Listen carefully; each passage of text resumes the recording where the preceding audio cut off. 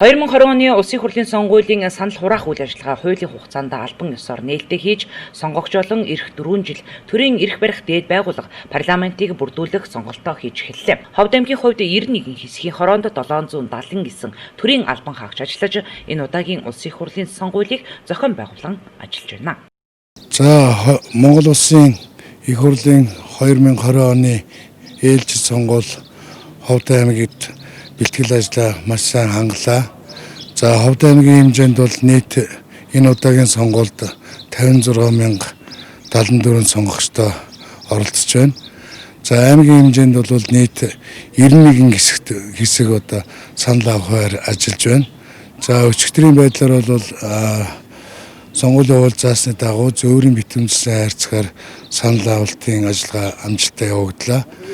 Нийт 1179 хүнээс зөөврийн битэмжсэн хайрцагаар санал авах ажиллагаа амжилттай явагдаж 90 гаруй хувьтай явагдаж дууслаа. Улсын хурлын 2020 оны 16 дугаар тойргийн 12 дугаар хэсгийн ороо цас талтаа зохицуулах сургууль дээр одоо ажиллаж байна. Манай 12 дугаар хэсэгт бол Ховд аймгийн жаргалдан цумын цам гарав багийн иргэд оролцсон. Нэрсийн жигсаалтад 2246 сонгогч бүртгэгдсэн байгаа. 2020 оны 16-9 дугаар тойргийн сонгуулийн хэсгийн үйл ажиллагаа чигдрээд явж байна. За иргэд та бүхэндээ сонгуультай идэвхтэй оролцож тийм ээ одоо үндсэн хуулиар огцсон эрхээ бүрэн эдлэхийг урааж байна. Манай хэсгийн ороонд нийт 1388 сонгогч саналаа өгөх ёстой. Үүнээс өчигдөр бид 5 сонгогч зөөврийн саналын харьцаа саналыг авсан өглөө 6 цагт бид нээлтийн үйл ажиллагаа хийж манай нээлтийн үйл ажиллагаанд аймгийн сонгуулийн хэсгийн ороо болон жаргалан цумын сонгуулийн хэсгийн орооны төлөөлөгчдөө оролцлоо.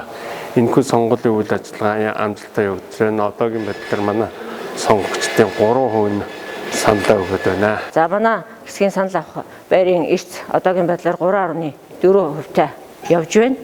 За алагдлагын багийн санал авах байранд бол зөөврөөр 20 хүнээс санал авсан байгаа. За зөөврийн эрс бол 95.2% эрстэй явж байна. За ингээд сонгуулийн үйл ажиллагаа бол хэвийн явагдаж байна. За энэ 6 сарын 24-ний өдөр бол Монголын түүхэнд бид бүхний түүхэнд бол сайхан үйл явдал болж байгаа. Төрийн түвшээдээ сонгодог ийм сайхан үйл явдалд оролцож байгаадаа бид бүхэн бас баяртай байна. 2016 оны Улсын хурлын сонгуульд Ховд аймгийн сонгогчдын тоо 48,000-аар тоологдож байсныг аймгийн сонгуулийн хорооноос мэдээлж байсан. Харин 2020 оны Улсын хурлын сонгуульд 56,074 сонгогч аймгийн хэмжээгээр саналаа өгөхөөр бүртгүүлжээ. Ховд аймгийн төв жаргалан цуманд 21,240 хүн сонгогчдын нэрсийн жагсаалтанд бүртгүүлснээр санал өгөх эрхээ баталгаажуулжээ. Өнөөдөр өөрийн чиглэлд нэг хариуцлагатай цаг үед сонгуул болж байна. Тэгээд одоо сонгуул цаг тавсан цагтаа эхэлж ажил хийж явж байна. Нийт сонгогчдод одоо сонгуульд идэвхтэй оролцоорой. Та хэд одоо сонгогдох ихээ сонгох ихээ бүрэн хэрэгжүүл ийм шаардлагатай шүү. Ялангуяа манай залуучууд одоо өнөөдөр энд нэн төрөнд тушуулж оролцсныг итгэлтэй байна. Өнөөдөр бол иргэдэд бол хариуцлагатай ийм өчт манай иргэд бол хариуцлагатай ажиллаж байгаа шүү байна. Сонгуулийн процесс бол яг хууль нэмийн дагуу явагдаж байна. Энэ сонгож байгаа хүмүүсээ бол бид одоо итгэл өгч улс их орондоо ихийг хийж бидний итгэлийг дааж улсаа бол эдийн засаг нийгмийн төвшөнд өндөр авч явах итгэл өгье хүмүүс байгаа гэж 3 хүн сонгоод гарч ирлээ. Сонголт одоо мэрэгэн болтугай гэж хүмүүстээ яриа. Эхний удаага сонгуул өгж байгаа. Сонгуул өгж байгаа нийт оюутан залуус үеийн нөхөдөө сонгуулаа идэвхтэй өгөөрэй гэж уриалж байна. 4 жил тутамд манай монголчууд парламентыг засгаа шинжилж их хурлын гишүүдийг гэдэг чинь бидний төр төлөөлж байгаа төлөөллийг шүү дээ. Ямар хүнийг төлөөлөл болгож их хурл руу явуулах гэдгийг шийддэг ийм чухал одоо өдрөө.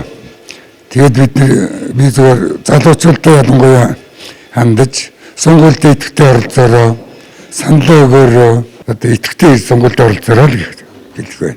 Саналаа 100% бүрэн эрчтэйгээр өгөхийг хүсье яриа. Тэгээд сонгуул амжилттай маргаагүй сайхан болоосоо Монголын тэр бол улам цааш хөгжин дэвчих болтугай гэж ярив. Өөрийнхөө одоо хүлээс үүргэн одоо биелүүлж саналыг одоо ямар ч байсан 80-аас дээш хуваар одоо Монгол орны даяар өгөөсэй гэж бодож байна. Анх удаага ингээд үндсэн хуульд олгогдсон эрх олон үүргээ эдлээд сонгуул өгч байгаадаа маш их баяртай байна. Тэгээд залуу үеийнхэн төлөөлөл болоод өнөөдөр хамгийн анхны залуу сонгогч болж байгаадаа маш их таатай байна. Монгол Улсын засгийн газрын 188 дугаар тогтоолыг нэр дэвшигчид тэдгээрийн шадар туслахууд иргэд сонгогчид баримтлан ажиллах учиртай.